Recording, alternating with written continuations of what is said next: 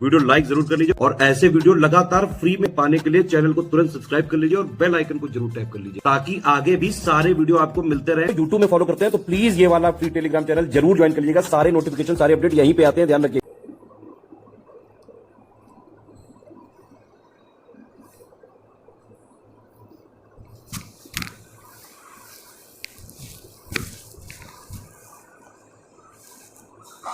नमस्कार साथियों, स्वागत है आप सभी का स्टडी फॉर सिविल सर्विसेज में। ये क्लास है हमारी RO, BEO और PCS के लिए हिस्ट्री के प्रीवियस ईयर क्वेश्चंस की।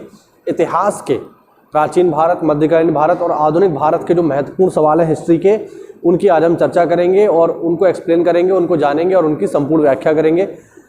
अगर आपने हिस्ट्री का संपूर्ण रिवीजन करना चाहते हैं, आपको लगता है कि मेरे को पूरा फुल रिवीजन इसका सही से करना है, तो विश्वास मानिए इस सीरीज को फॉलो करिए, यहीं से आपका सारा कुछ रिवीजन हो जाएगा। ठीक है, तो चलिए जल्दी से बिना किसी देरी के शुरू करते हैं। चलिए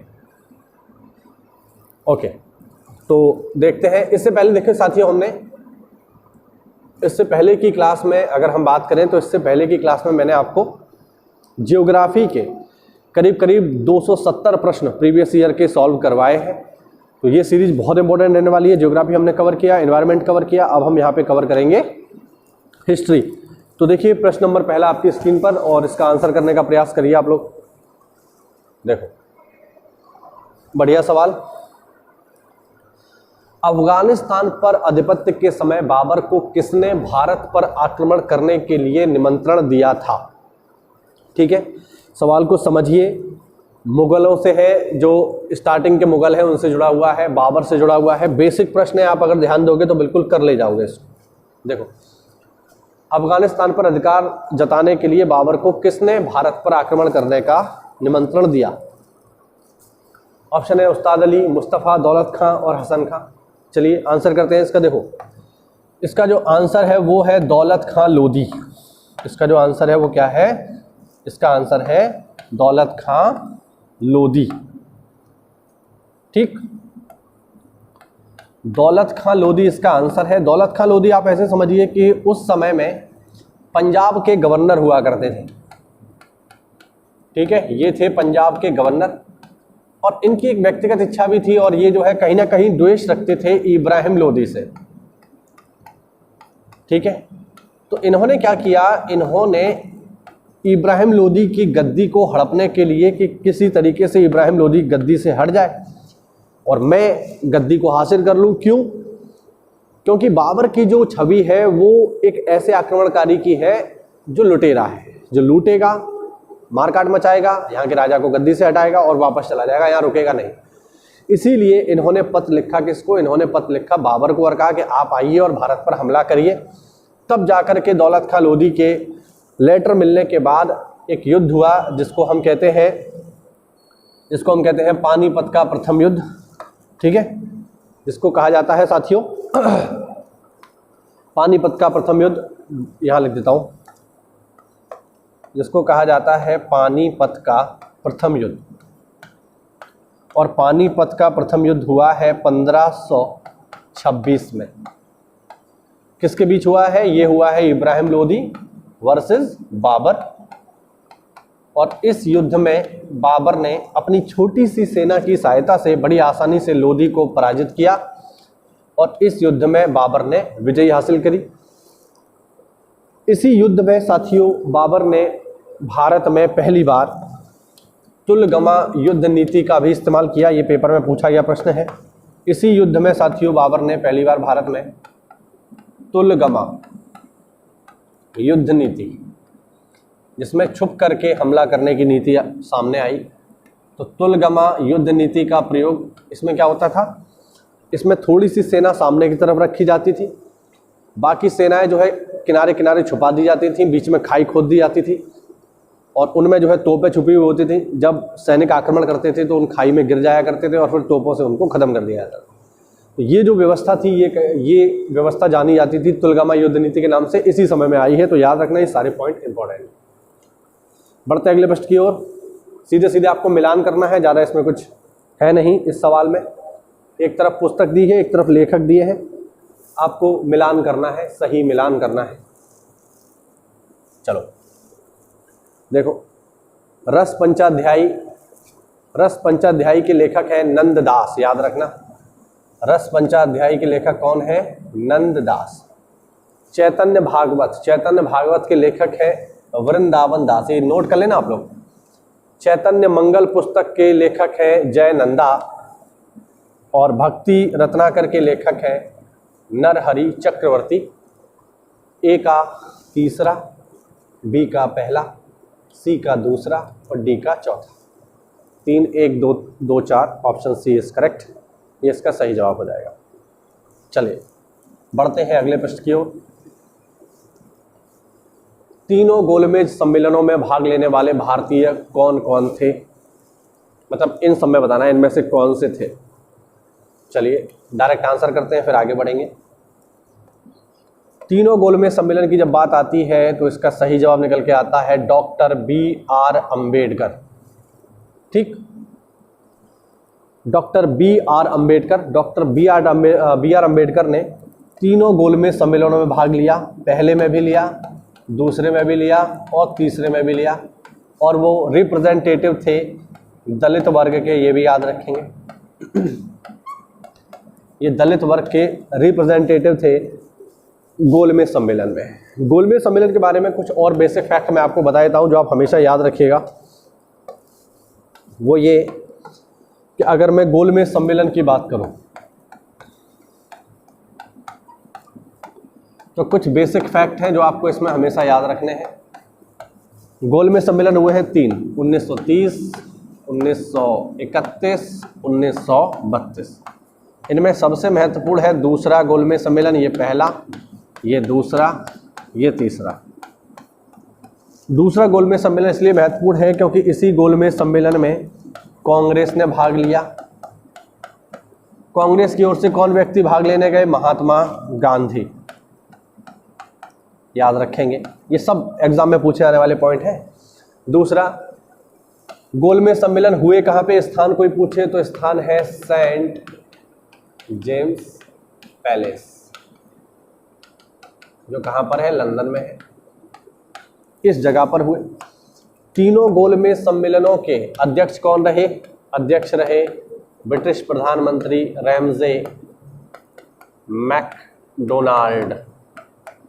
तीनों गोलमेज सम्मेलनों के अध्यक्ष यही हैं। तीनों गोलमेज सम्मेलनों के उद्घाटनकर्ता कौन है? ब्रिटिश राजा जॉर्ज पंचम। पहले के भी, दूसरे के भी, तीसरे के भी, ये आपको याद रखना है। ठीक है, ये बेसिक इन्फॉर्मेशन है गोलमेज सम्मेलनों के बारे में जो आपको याद रखनी है। इसके अलावा अगर पेपर में सवाल आए कि तीनों गोलमेज सम्मेलन में भाग किसने लिया, ठीक है, तो आपको आंसर करना है B.R. अम्बेडकर, ये तो है ही। इसके अलावा एक व्यक्ति और भी हैं जिन्होंने तीनों गोलमेज सम्मेलनों में भाग लिया है, और वो व्यक्ति हैं तेज बहादुर सप्रू, ये भी याद रखना, तेज बहादुर सप्रू। इन्होंने भी तीनों गोलमेज सम्मेलनों में भाग लिया है, तो आपको याद रखना है, महत्वपूर्ण बात है, पेपर में पूछी जा सकती है। ठीक, महात्मा गांधी ने दूसरे गोलमेज सम्मेलन में भाग लिया है। मंदसौर प्रशस्ति किस शासक की उपलब्धियों का विवरण प्रस्तुत करती है, ये आपको बताना है। मंदसौर प्रशस्ति मौजूद है मध्य प्रदेश में। और देखो, प्रशस्ति का मतलब होता है राजा की प्रशंसा में लिखे गए लेख।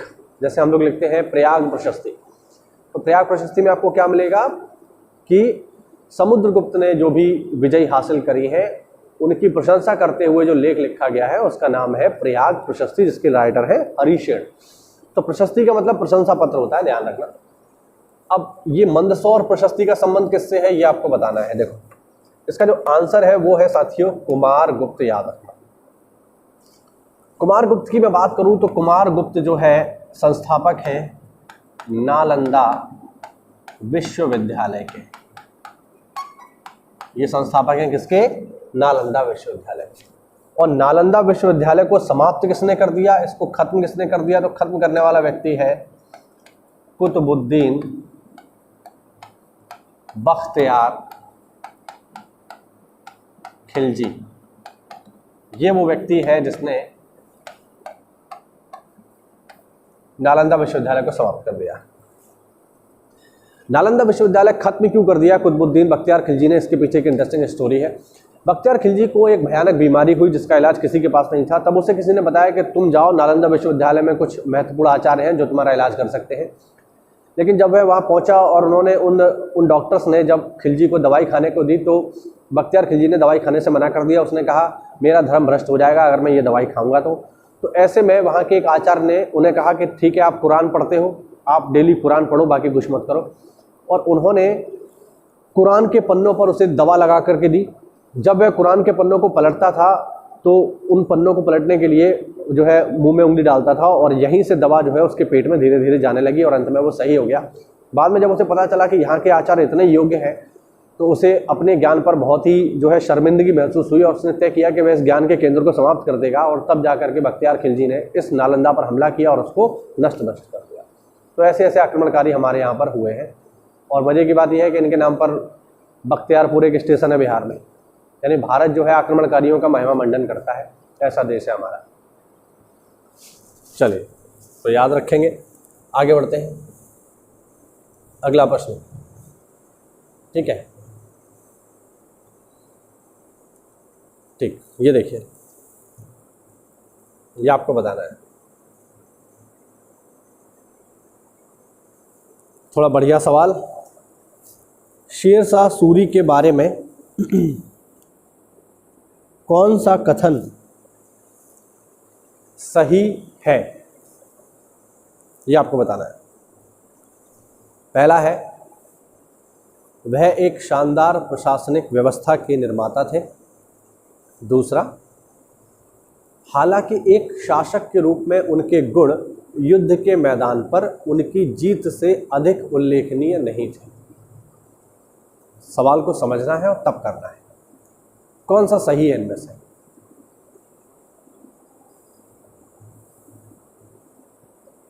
तो देखो, ये कह रहा है कि वह एक शानदार प्रशासनिक व्यवस्था के निर्माता थे, इसमें कोई दो राय नहीं है, ये स्टेटमेंट सही है। लेकिन दूसरा स्टेटमेंट पढ़ेंगे, हालांकि एक शासक के रूप में उनके गुण कौमा युद्ध के मैदान पर उनकी जीत से अधिक उल्लेखनीय नहीं थे। यानी ये कहना चाह रहा है कि उन्होंने प्रशासनिक कार्य तो किया, ठीक है, लेकिन युद्ध के मैदान में जो उन्होंने जीतें हासिल की वो जीतें ज़्यादा महत्वपूर्ण है अपेक्षाकृत उनके व्यक्तिगत गुणों से। तो देखो, ये अगर हम कहें कि उन्होंने युद्ध नहीं किए जीवन में, ये स्टेटमेंट गलत है। शेरशाह सूरी ने अपने जीवन में बहुत सारे युद्ध किए, ठीक है। शेरशाह सूरी की अगर मैं बात करूँ तो शेरशाह सूरी का मूल नाम है फरीद। और एक बार फरीद ने अपने स्वामी की रक्षा करते हुए एक शेर जिसने उनके स्वामी पर हमला किया उसको एक छुरी से मार डाला, इसीलिए फरीद का नाम पड़ गया शेरशाह। और शेरशाह ने आगे चल के सूर्य राजवंश की स्थापना की बिहार के क्षेत्र में, इसीलिए उसका नाम है शेरशाह सूरी। अब उसने काफ़ी महत्वपूर्ण युद्ध लड़े हैं। जैसे 1538 में शेरशाह सूरी ने युद्ध लड़ा चौसा का, जिसमें उसने हुमायूं को पराजित किया। और 1540 में उसने युद्ध लड़ा बिलग्राम का, जिसमें उसने पुनः हुमायूं को पराजित किया।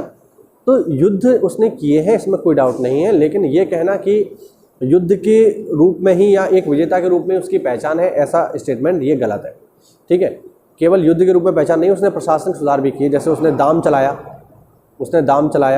उसने बहुत सारे डिपार्टमेंट चलाए। टॉपिक आएगा तो हम इसको डिटेल में देखेंगे। फिलहाल ये स्टेटमेंट पूरा सही नहीं।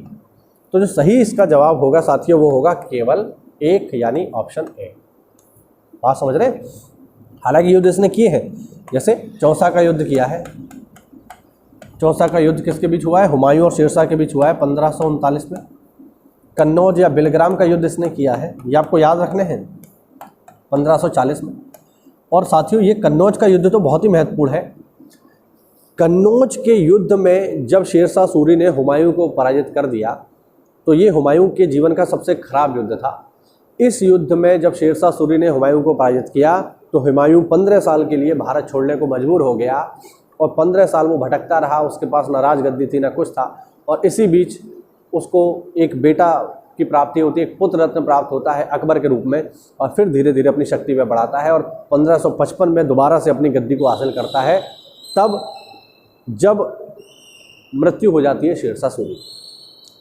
तो ये सारी इंफॉर्मेशन है जो आपको याद रखनी है। चलो आगे बढ़ते हैं।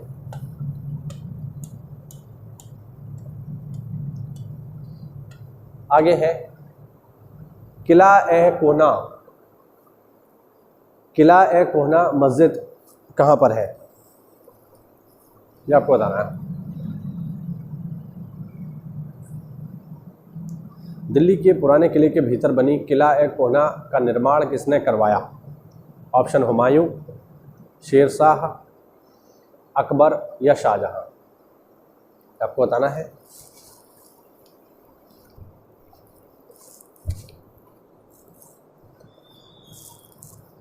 देखिए, इस सवाल का सही जवाब है साथियों शेरशाह। ठीक है, शेरशाह का एक मकबरा भी है जो बिहार के सासाराम में है, आपको ये भी याद रखना है।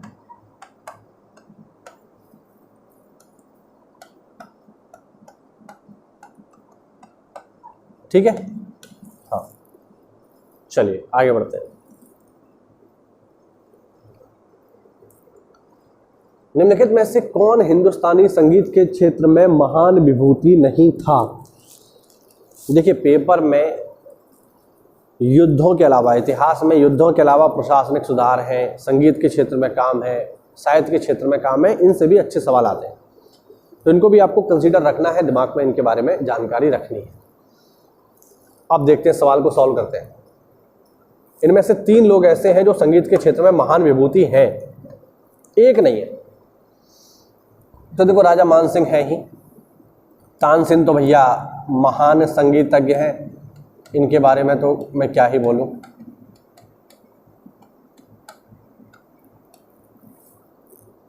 तानसेन के बारे में कहा जाता था कि तानसेन जब दीप राग गाया करते थे तो महल में चारों ओर दीपक जल उठते थे, पर्दों में आग लग जाया करती थी, और जब तानसेन मेघ मल्हार गाया करते थे तो बारिश होने लगती थी। तो तानसेन के म्यूज़िक में इतनी ताकत थी कि अगर बारिश नहीं हो रही है तो बारिश करवा देंगे, और बारिश हो रही है तो बारिश को रुकवा देंगे। ऐसे ही एक संगीतज्ञ और भी थे, बैजू बावरा। उनके बारे में ये कहा जाता था कि वो तो जो है पत्थर को पिघला सकते हैं अपने संगीत के माध्यम से। तो इस तरीके की बातें जो है इन संगीतज्ञों के बारे में है। कुछ अतिशयोक्ति भी हो सकती है, लेकिन हाँ, ये इस चीज़ से इनकार नहीं किया जा सकता कि निश्चित रूप से ये महान संगीतकार थे। ठीक है, बाकी हम बात करें सदारंग और अदारंग की, ये भी हैं। लेकिन ये जो व्यक्ति आपको दिख रहे हैं, पहले तो ये व्यक्ति हैं ही नहीं, मैं आपको ये बता दूं। माल गुर्जरी ये कोई व्यक्ति नहीं है। फिर ये कौन है भाई? तो देखो, ये जो माल गुर्जरी हैं या मंगल गुर्जरी हैं, थोड़ा लिख देता हूँ इनके बारे में। ये जो आपको दिखाई दे रहे हैं माल गुर्जरी, या मैं लिख दूँ यहाँ पे मंगल गुर्जरी, ये क्या है? ये कोई व्यक्ति नहीं है, ये क्या है? ये राग है, राग। ये राग है, और इन रागों की रचना करने वाले व्यक्ति का नाम है राजा मानसिंह। तो राजा मानसिंह ने इन रागों की रचना की। ठीक है, ये राग है। तो राजा मानसिंह ने ये राग बनाए हैं, कौन से? माल गुर्जरी, ठीक है, मंगल गुर्जरी। तो ये राग है, ये कोई महान विभूति या हम कहें ये कोई व्यक्ति नहीं है। तो कौन सा ऑप्शन सही हो जाएगा? ऑप्शन डी सही है। याद रखना, कोई व्यक्ति नहीं है ये। फिर आप सोचो कि गुर्जरी कोई गुर्जर होगा और आप आंसर करें आओ इसका। चलिए आगे बढ़ते हैं। 1928 में गठित नौजवान सभा का प्रारंभिक सदस्य कौन नहीं था? अंबिका चक्रवर्ती, यशपाल, भगत सिंह या छबिलदास? इसका आंसर हम सीधे सीधे करेंगे।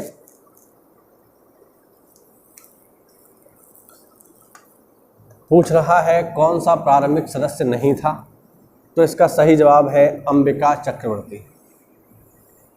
अंबिका चक्रवर्ती जो है ये कम्युनिस्ट पार्टी ऑफ इंडिया से जुड़े हुए हैं, ध्यान रखना। और ये जो है नौजवान सभा के प्रारंभिक सदस्य नहीं है। नौजवान सभा की बात करूं तो इसको संस्थापक हैं सरदार भगत सिंह। भगत सिंह इसके संस्थापक हैं, आपको याद रखना है। ठीक है, बात करूं यशपाल की, तो यशपाल एक प्रमुख क्रांतिकारी, इसके अलावा हिंदी के प्रमुख लेखक भी हैं। आपने प्रोफेसर यशपाल के नाम से इनकी कई रचनाएं सुनी होंगी। भगत सिंह तो खैर है ही, है ना, और छबील दास भी एक प्रमुख क्रांतिकारी है। भगत सिंह की एक बुक भी है जो आपको पता होनी चाहिए, मैं नास्तिक क्यों, वाई आई एम एथिस्ट, इस तरीके से एक इनकी पुस्तक भी है जो आपको पता होनी चाहिए। चलिए आगे बढ़ते हैं।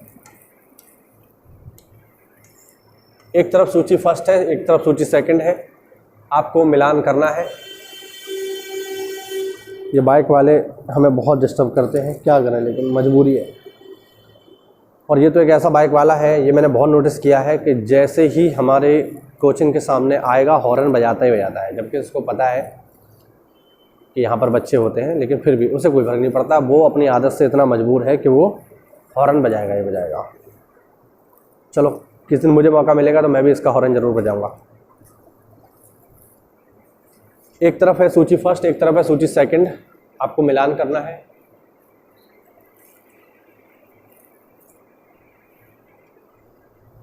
और ये जुड़ा हुआ है किससे, ये जुड़ा हुआ है तीर्थंकरों से। ठीक है, तीर्थंकर जानते हो, तीर्थंकर होते हैं जैन गुरु,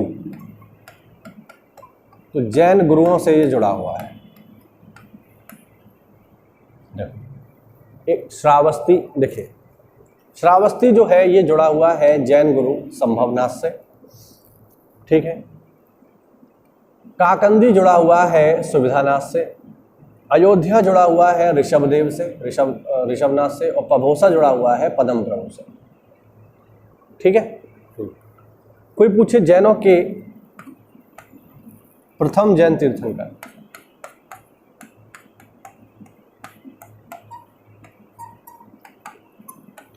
तो फिर आप आंसर करोगे ऋषभदेव।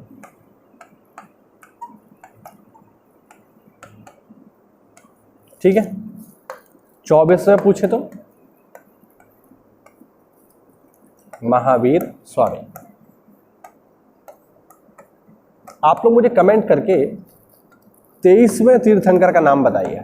बहुत लोग इसमें जल्दबाजी में गलती कर देते हैं। मैंने पहला बताया, 24वां बताया, आप मुझे 23वां जो है कमेंट करके बताइए। ठीक है, हाँ। अगर मैं बात करूं तीर्थंकर क्या होते हैं साथियों, तो तीर्थंकर जैनियों में वो व्यक्ति होता है जो आपको मोक्ष का रास्ता दिखाता है।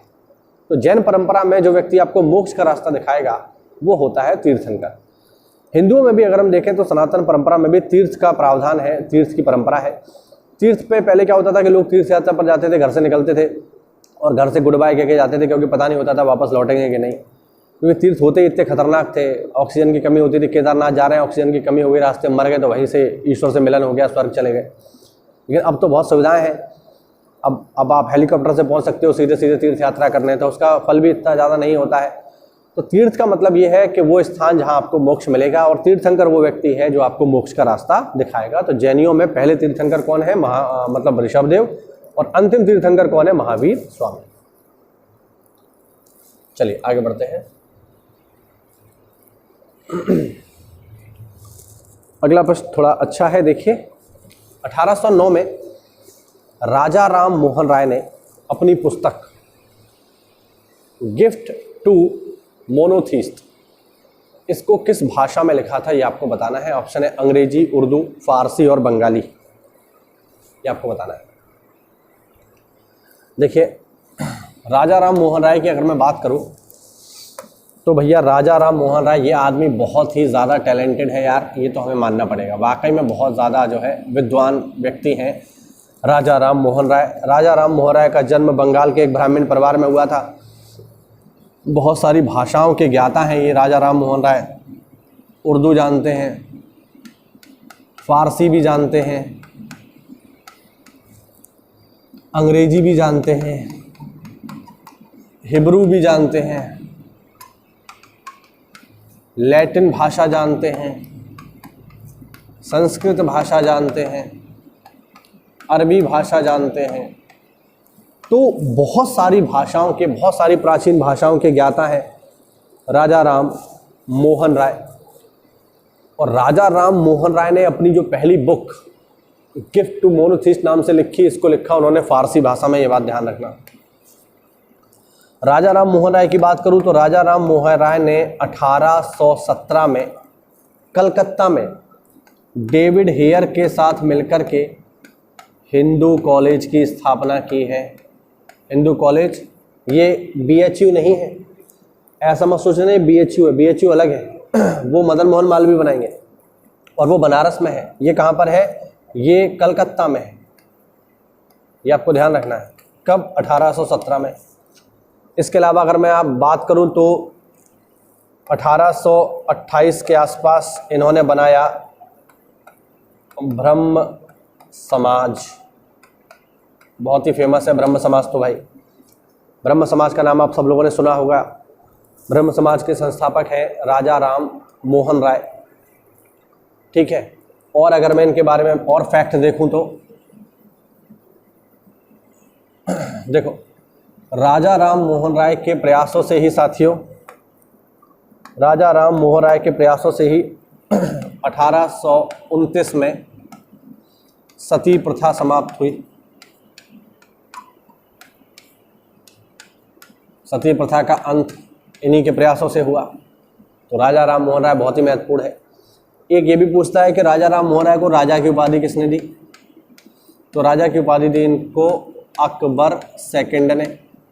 क्यों दी? क्योंकि अकबर सेकंड ने राजा राम मोहन राय को भेजा इंग्लैंड रानी के पास और कहा रानी के पास जाओ और रानी से कहना कि हमारी पेंशन बढ़ाएं, हमारी पेंशन बहुत कम है, हमारे खर्चे नहीं चल पा रहे। इसलिए उन्होंने रानी के पास भेजा और राजा की उपाधि के साथ भेजा ताकि थोड़ा सा वजन रहे।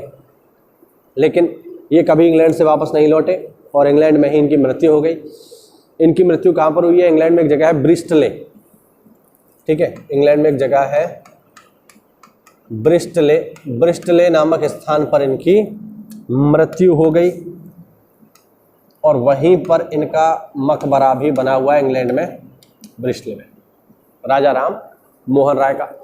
तो राजा राम मोहन राय बहुत ही ज़्यादा महत्वपूर्ण व्यक्ति हैं, इसीलिए राजा राम मोहन राय को कहा जाता है नव जागरण का अग्रदूत, ठीक है। हाँ, तो ये आपको ध्यान रखना है, ठीक है। ये सारी चीज़ें आप लोग याद रखिए, इंपॉर्टेंट है, पेपर में पूछी जा सकती है।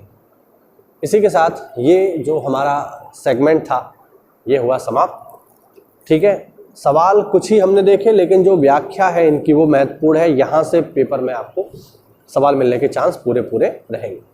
उम्मीद करता हूँ ये सेशन आपके लिए इंटरेस्टिंग रहा होगा, मज़ेदार रहा होगा। कोई भी सवाल हो, कोई भी डाउट हो तो आप मुझे कमेंट करिए, मैं उसकी व्याख्या करूँगा।